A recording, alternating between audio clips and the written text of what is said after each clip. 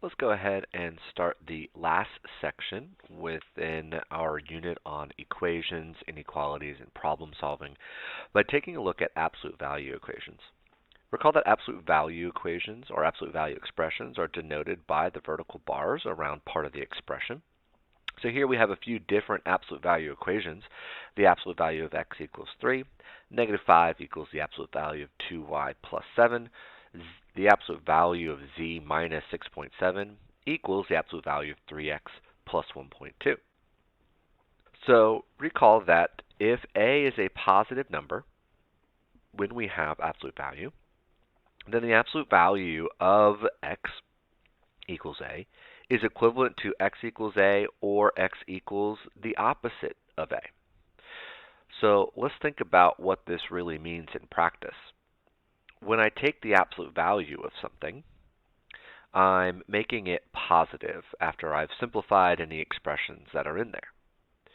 Well, if I have something that I'm making positive, there are two values that can result in that positive solution. Let's look at our first example to kind of see a more concrete reasoning for it. If I want the absolute value of p that equals 5, there's two numbers that I can take the absolute value of that give me 5. Because absolute value measures distance from 0. Let's take a look at a number line.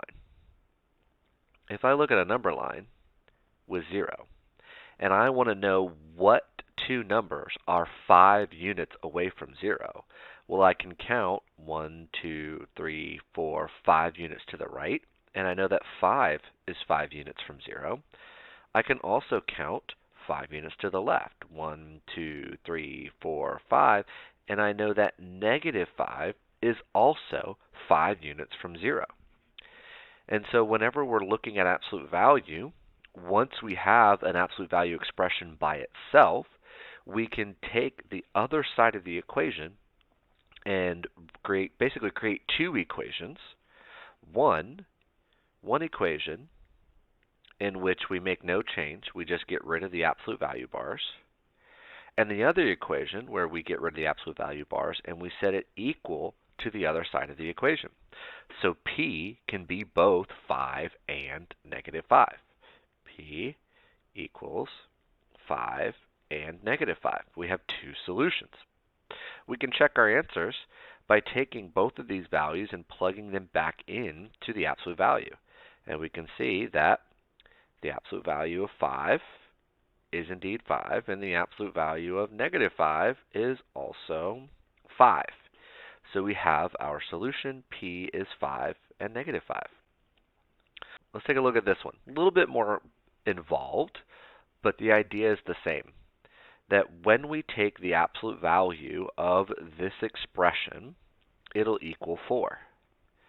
Now, that expression, before we take the absolute value, that expression, anything that equals the absolute value is 4, we can set that expression and it equals 4.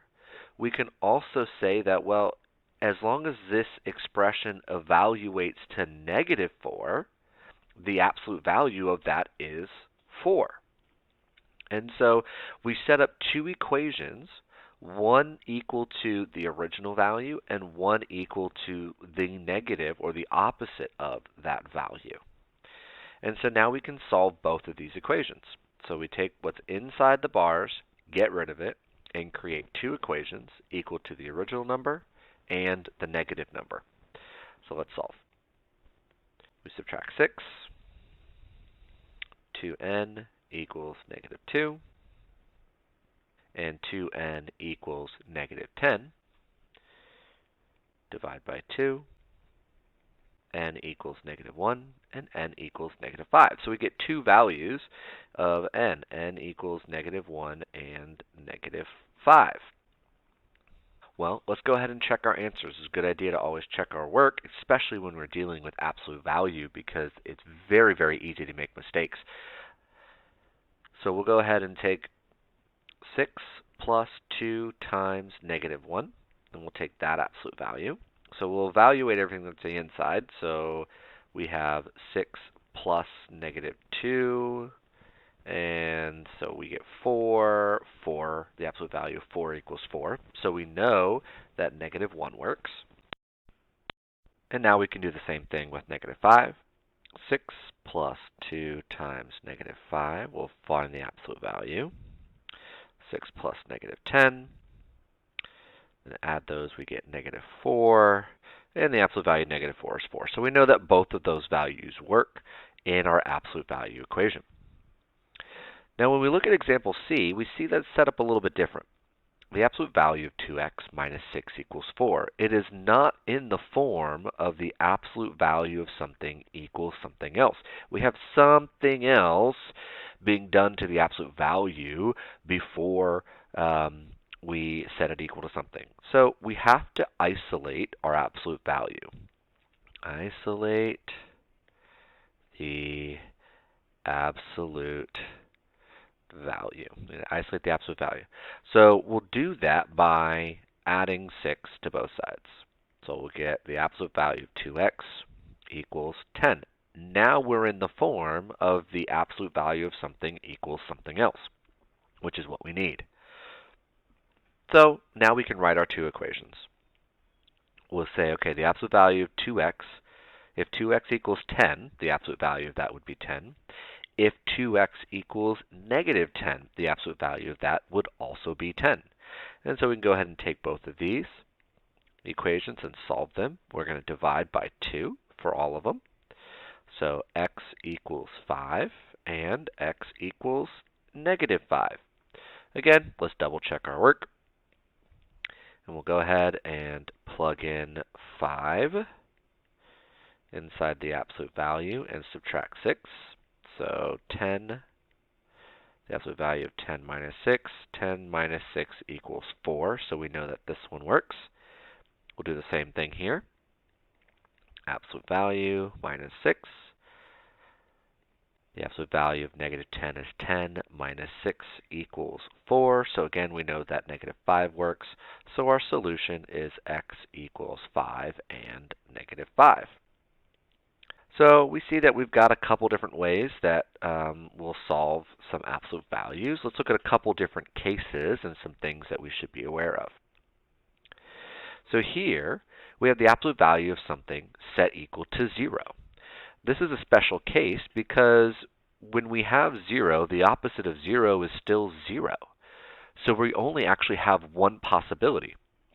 8x plus 2 has to equal 0 in order for the absolute value to be 0. So we won't have two equations here. There's no difference between this equation or this equation. There's no difference at all. We don't bother solving that one. So we go ahead and solve like we would any other equation. X equals negative 1/4. We can check our answer by plugging negative 1/4 back in. 8 times negative 1/4 plus 2. 8 times negative 1/4 is negative 2 plus 2. So we end up with 0. So of course we see here that this indeed works, and our solution is x equals negative 1/4. Let's go ahead and look at another one. Now we have two things happening to our absolute value outside of those bars. So again, we need to isolate our absolute value before we write our two equations. So let's go ahead and take a look here. So we'll start by subtracting 25. And we get negative 2 absolute value of x equals negative 2. Then we need to get rid of this coefficient outside of our absolute value so that we're just left with our bars. So x, the absolute value of x, equals 1. And then we can go ahead and write our two equations. Well, x equals 1 will give us an absolute value of 1, and if x equals negative 1, that'll give us an absolute value of 1. And there we already have it solved. We have x equals 1 and negative 1. Again, we can check our work just to make sure that everything looks good. Negative 2, absolute value of 1 plus 25. That gives us negative 2 times 1 plus 25. Negative 2 plus 25 equals 23, so we know that works. Negative 2, absolute value of 1 plus 25. Negative 2 times 1 plus 25. Negative 2 plus 25 equals 23. So again, we know that that also works. All right, let's take this one. We have our equation isolated already. Our absolute value bars are isolated, set equal to negative 2. And so we'll go ahead and we'll say, okay, well, let's take 3x plus 1 over 2 equals negative 2, and 3x plus 1 over 2 equals 2. So we got the opposite there. So we go ahead and we solve. We'll multiply both sides by 2. We'll do that for both equations so that it cancels here, leaving us with 3x plus 1 equals negative 4. 3x plus 1 equals 4. Subtract 1. 3x equals negative 5. And 3x equals 3. Divide by 3. X equals negative thirds, and x equals 1. So let's go ahead and check our answers. Let's plug these back in. I've run out of room, so let me move this a little bit closer. All right, so we'll check our answer here. And let's start with 1, because that one's a little bit easier. 3 times 1 plus 1 over 2, absolute value. So we have 3 plus 1 divided by 2, 4 divided by 2, again an absolute value. The absolute value of 2 is 2. Wait a minute. We have the absolute value of 2 equals 2, but our original problem was a negative 2. Well, that doesn't work. Let's think about the rule for an absolute value equation. The absolute value of x set equal to a if a is a positive number. If it's set equal to a positive number. That's because the absolute value must always output a positive number. Well, here we have an absolute value being set equal to a negative value. That's not possible. So no absolute value will ever equal a negative. This didn't work. And if we tested it with negative 5/3, it'll be the same because we solved that under the same false premise of setting the absolute value to a negative number. It's not going to work. So in this case, we have no solution. So whenever you solve an absolute value equation, if you've isolated your absolute value and it's set equal to a negative number, you don't need to bother solving. You know that it will be no solution.